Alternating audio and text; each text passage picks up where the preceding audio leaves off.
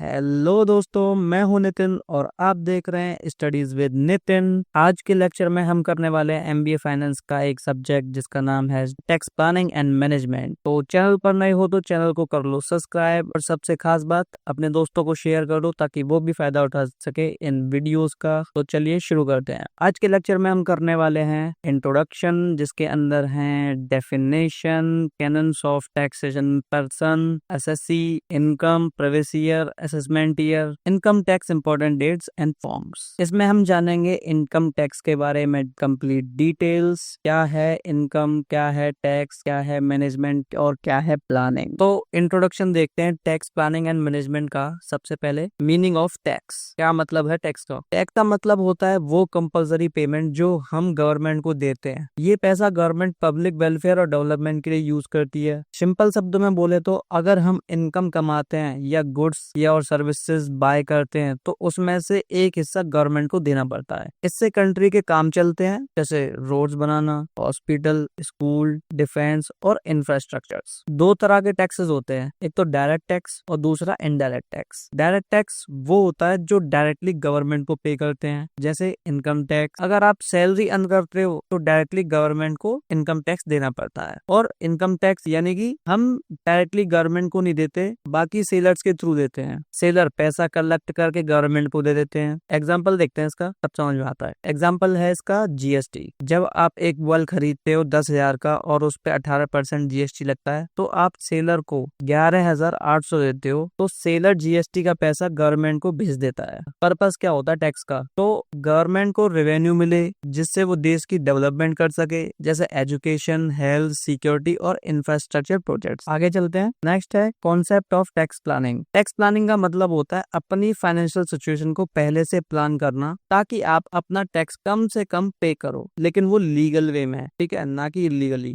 इसमें आपको गवर्नमेंट के दिए गए एग्जेम्पशंस, डिडक्शंस, रिबेट और अलाउंस के स्मार्ट यूज करना पड़ता है। एग्जाम्पल देखते हैं। अगर आप एलआईसी, पीपीएफ या ईएलएसएस में इन्वेस्ट करते हो तो आपको सेक्शन 80C के अंडर डिडक्शन मिलता है, जिससे आपका टैक्स कम हो जाता है। अगर आपने होम लोन लिया है तो उसके इंटरेस्ट और प्रिंसिपल रीपेमेंट दोनों पर आपको टैक्स बेनिफिट मिलता है। सिंपल शब्दों में कहें तो टैक्स प्लानिंग का मतलब है टैक्स बचाना, लेकिन सही और लीगल तरीके से, ठीक है। आगे बढ़ते हैं। Objective of tax planning. तो पहला है reduction of tax liability. Tax planning का मेन पर्पस है अपना टैक्स कम करना गवर्नमेंट के रूल्स यूज करके। एग्जाम्पल है सेक्शन 80C में इन्वेस्ट करके टैक्स बचा लेना। दूसरा प्रोडक्टिव इन्वेस्टमेंट। जब लोग एलआईसी, पीपीएफ, ईएलएसएस या इंफ्रास्ट्रक्चर प्रोजेक्ट में इन्वेस्ट करते हैं तो उनका पैसा सेफ भी रहता है और इकोनॉमी में प्रोडक्टिव यूज में भी लगता है। तीसरा है इकोनॉमिक ग्रोथ। टैक्स प्लानिंग के थ्रू पैसा उन्हीं सेक्टर में जाता है जो देश के डेवलपमेंट को प्रमोट करते हैं, जैसे इंडस्ट्रीज और इंफ्रास्ट्रक्चर। चौथा है compliance with law.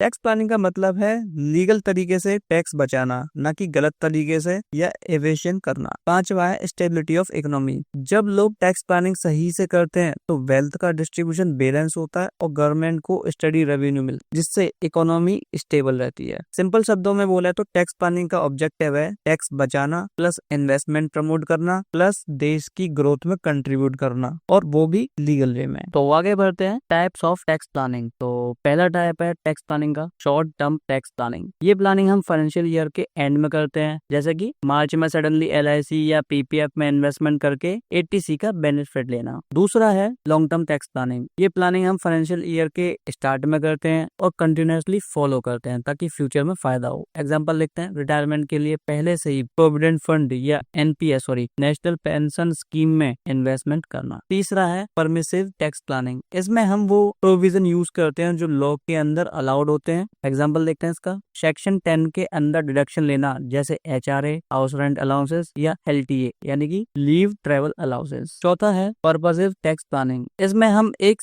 Specific purpose यानी कि खास मकसद के लिए प्लानिंग करते हैं। एग्जाम्पल अपने बिजनेस का एक्सपेंशन करना या नई एसेट जैसे कि प्रॉपर्टी, मशीनरी क्रिएट करना जिसमें टैक्स बेनिफिट भी मिले। आगे बढ़ते हैं। Meaning of tax management. Tax management का मतलब है अपने टैक्स टैरिफ को सही तरीके से और लॉ के अकॉर्डिंग मैनेज करना। इसमें सिर्फ प्लानिंग ही नहीं बल्कि टाइम पे पेमेंट करना, करेक्ट फाइलिंग करना और लीगल कंप्लायंस यानी कि रूल्स फॉलो करना भी आता है। तो टैक्स प्लानिंग से थोड़ा बॉर्डर यानी कि बड़ा स्कोप होता है, क्योंकि उसमें आपको अपने रिकॉर्ड्स मेंटेन करने होते हैं, सही रिटर्न रिटर्न फाइल करनी होती है और पेनल्टी अवॉइड करनी होती है। पर्पस क्या होता है टैक्स मैनेजमेंट का? इंश्योर करना कि सभी टैक्स के रूल फॉलो हो रहे हैं या नहीं हो रहे। दूसरा, पेनल्टी या अननेसेसरी दिक्कत से बचता है टैक्स मैनेजमेंट। ठीक है, एग्जाम्पल देखते हैं इसका, तभी समझ में आएगा और अच्छे से। टाइम पे इनकम टैक्स रिटर्न फाइल करना। दूसरा है ड्यू डेट से पहले एडवांस टैक्स पे करना। तीसरा है अपने इनकम्स और एक्सपेंस के रिकॉर्ड प्रॉपर्ली मेंटेन करना। टैक्स मैनेजमेंट का मेन फोकस होता है टाइमली पेमेंट और करेक्ट फाइलिंग ऑफ टैक्सेस। तो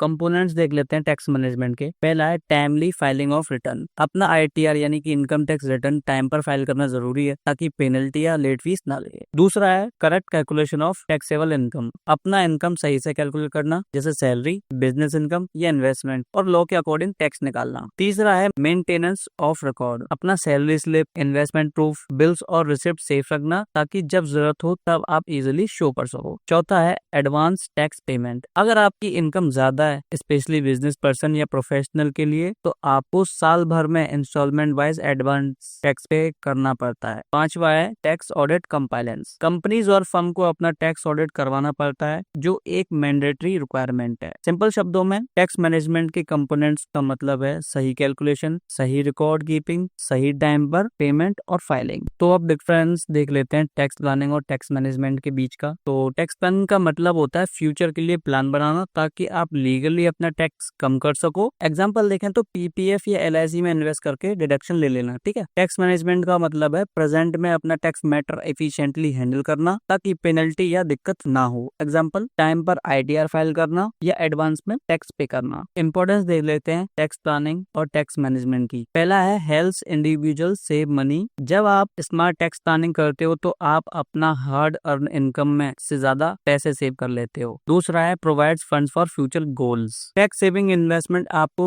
लॉन्ग टर्म गोल्स के लिए भी काम आता है, जैसे बच्चों की एजुकेशन, शादी या रिटायरमेंट प्लानिंग। तीसरा है एनकरेजेस इन्वेस्टमेंट इन प्रायोरिटी सेक्टर्स। गवर्नमेंट आपको एनकरेज करती है कि आप PPF, NPS, insurance, infrastructure project में इन्वेस्ट करो, जिससे देश की ग्रोथ भी होती है। चौथा है prevents legal issue and penalties. Proper tax management से आपको पेनल्टी, नोटिस या लीगल प्रॉब्लम से सामना नहीं करना पड़ता। पांचवा है क्रिएट्स फाइनेंशियल डिसिप्लिन। जब आप अपने टैक्सेस टाइम पे कैलकुलेट, पे या फाइल करते हो तो आपके अंदर फाइनेंशियल डिसिप्लिन डेवलप होता है। मतलब कि टैक्स प्लानिंग या टैक्स मैनेजमेंट सिर्फ टैक्स बचाने के लिए नहीं, बल्कि अपने फ्यूचर सिक्योर करने और कंट्री की ग्रोथ में कंट्रीब्यूट करने में भी स्मार्ट वे है। आगे बढ़ते हैं cannons of taxation. Adam Smith ने कुछ बेसिक रूल दिए थे जो एक गुड टैक्स सिस्टम के लिए जरूरी होते हैं। इन्हें कैनन्स ऑफ टैक्सेशन कहते हैं। पहला कैनन है canon of equality. Tax fair होना चाहिए और हर पर्सन अपनी एबिलिटी टू पे के हिसाब से देना चाहिए। जो ज्यादा कमाता है उसे ज्यादा टैक्स और जो कम कमाता है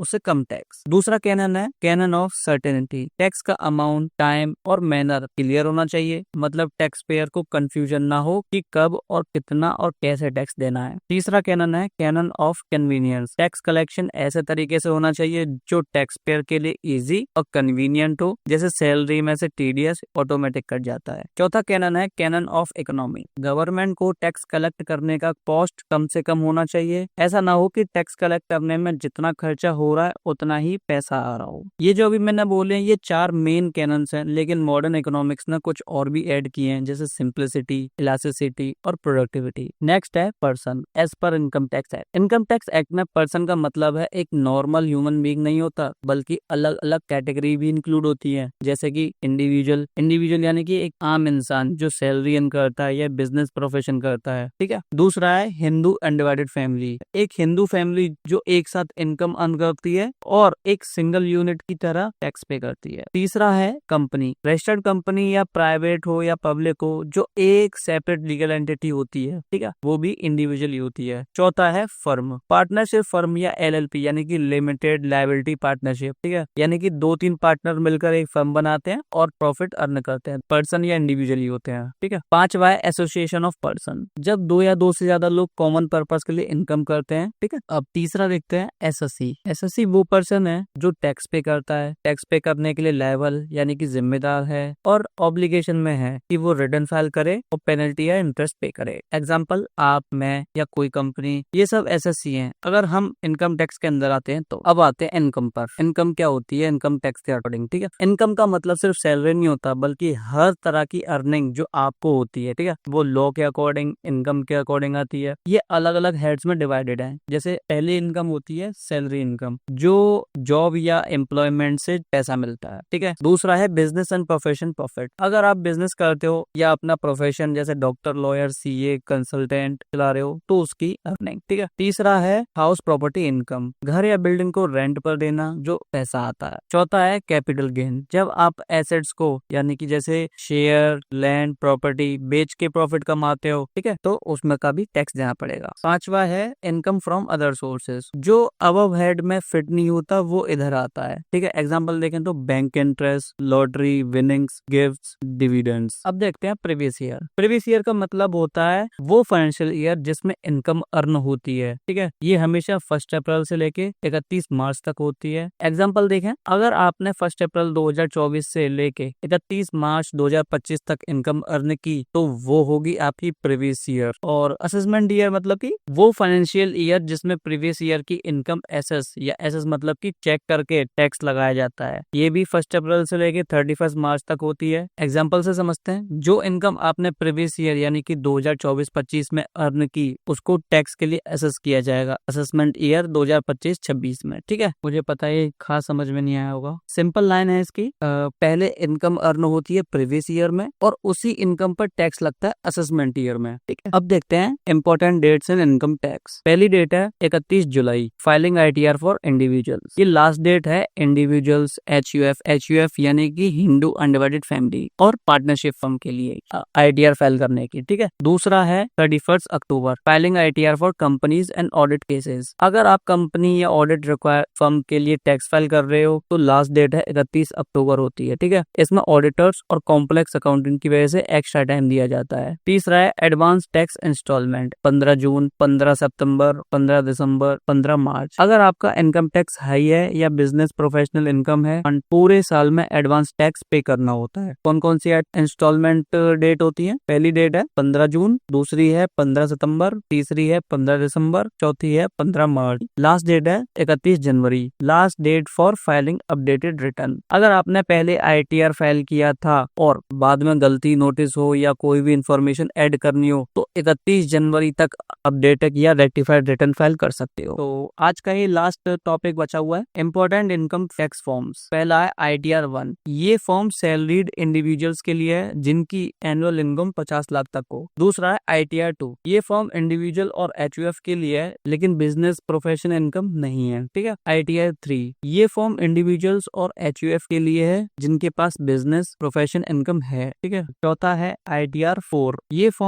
form presumptive income scheme tax payer के लिए है, ठीक है। पांचवा है ITR 5, ये फॉर्म LLP, AOPS या BOIs के लिए है, ठीक है। सिक्स्थ है ITR 6, ये फॉर्म कंपनीज के लिए एक्सेप्ट वो जो एग्जेम्पशन अंडर सेक्शन 11 क्लेम कर रही हो। लास्ट है ITR 7, ये फॉर्म ट्रस्ट, पॉलिटिकल पार्टीज और इंस्टीट्यूशन के लिए है। तो दोस्तों आज के लेक्चर में बस इतना ही, बाकी के टॉपिक्स कवर करके हम नेक्स्ट वीडियो में। जब तक के लिए गुड बाय एंड टाटा।